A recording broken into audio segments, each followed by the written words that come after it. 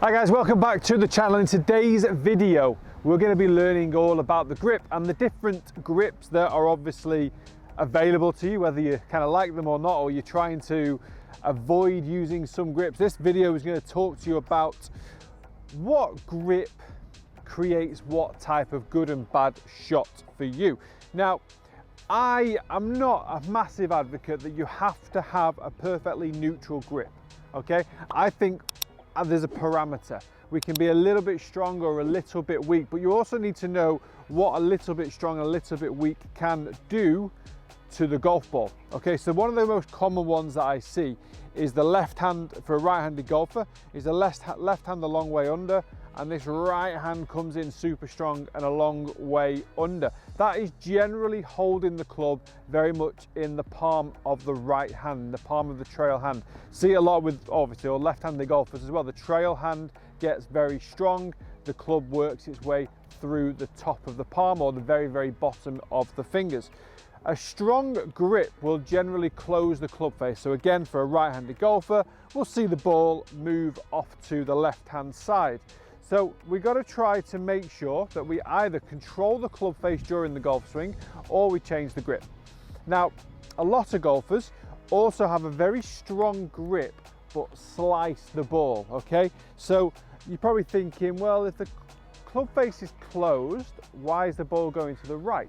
Now that often happens because of many manipulations that go on throughout the golf swing. So if you come to me for a golf lesson and you slice the ball or maybe push the ball off to the right hand side and it then curves, but you've got a super strong grip, I guarantee we're not going to be touching your grip too much because that could potentially make the ball go further to the right hand side. However, we can adjust the grip to help you move the club face better, move the swing better. I often find that golfers with a strong grip have got very limited flexibility. Both elbows kind of bend and the swing gets extremely narrow at the top of the backswing. A lot of golfers will always say, I can't go much further than this. So what happens from here is they want to try and create more power. Now instinctively you're going to create more power by throwing your arms at the golf ball. If I throw my arms down, I'm going to miss the ball.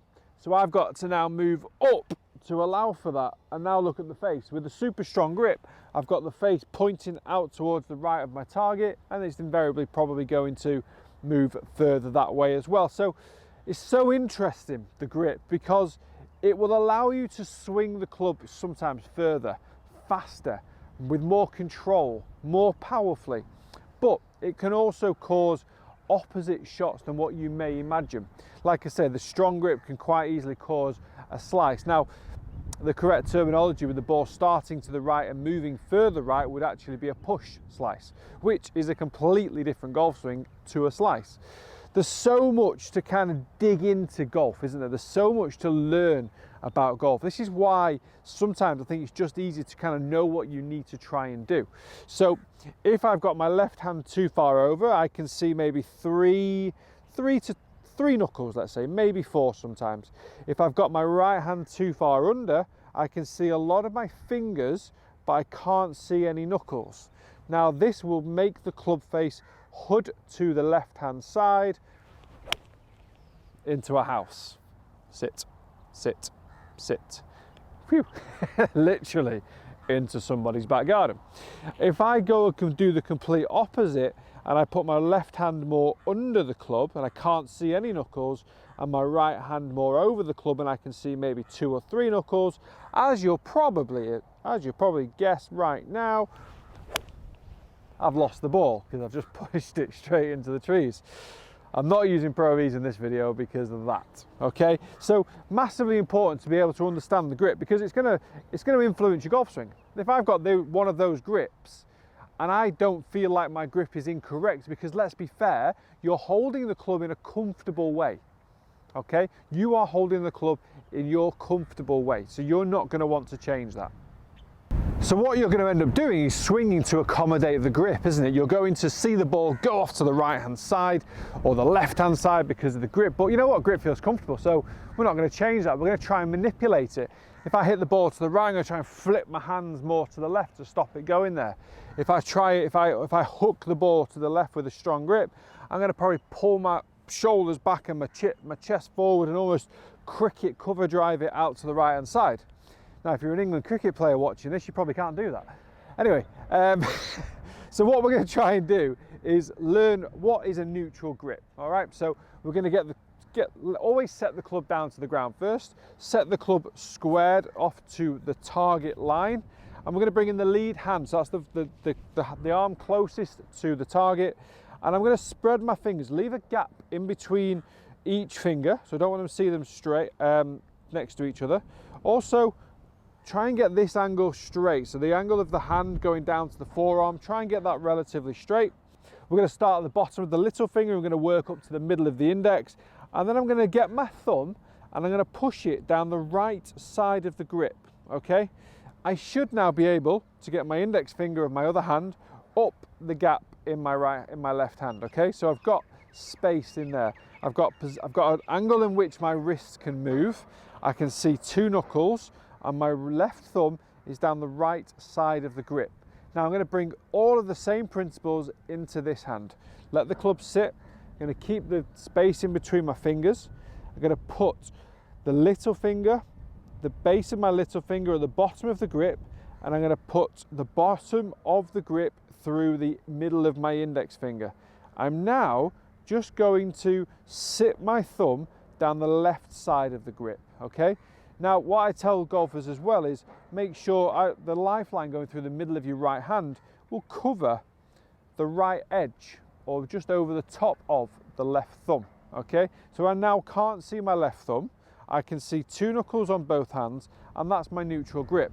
Also, you'll notice I've got my fingers slightly spread as well across the bottom of the grip. They're not really tight in. I want to try and use as much of this grip as possible. I want my hands to take over as much of this grip as possible. So I've now got space. Also, my hands are in the same angle, which means they can work equally opposite to each other. So the hands can now hinge the club, see the face, so the face doesn't move. If I've got that strong grip, so my left hand over, my right hand under, if I try and use this same joint, it's going to go well, it can go anyway. It can go that way. More often it'll go that way.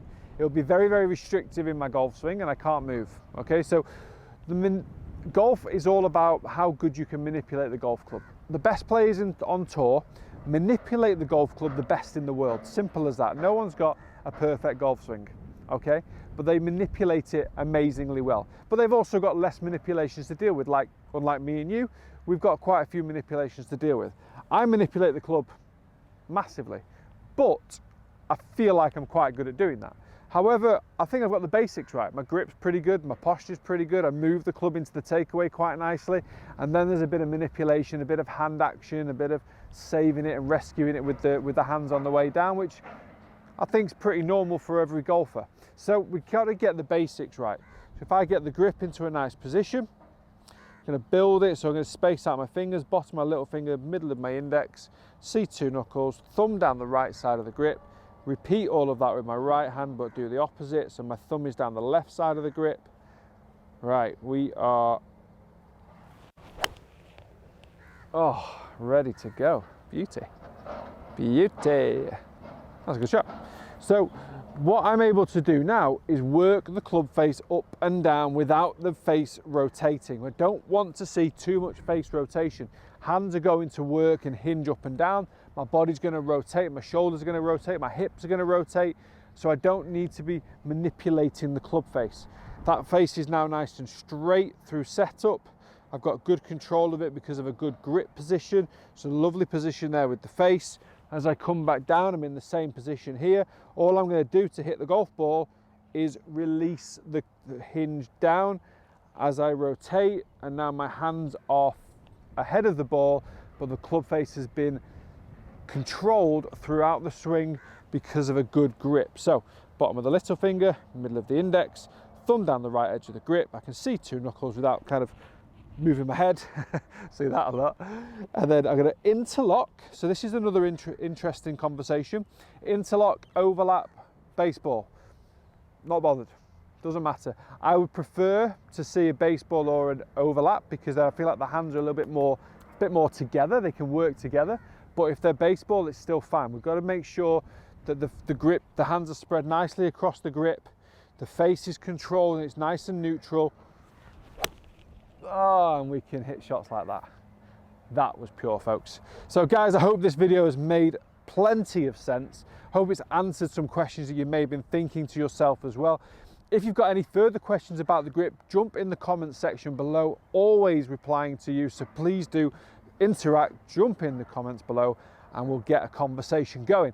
If you've never subscribed to the channel, please do also subscribe. Makes a massive, massive difference. Also, if you could press the like, apparently YouTube loves it. YouTube loves a like for the algorithm. So let's support YouTube's algorithm. It's not about me, it's about YouTube. YouTube like it, so I like it. Guys, from a very wintry Dubai, barely see any blue sky. This is weird.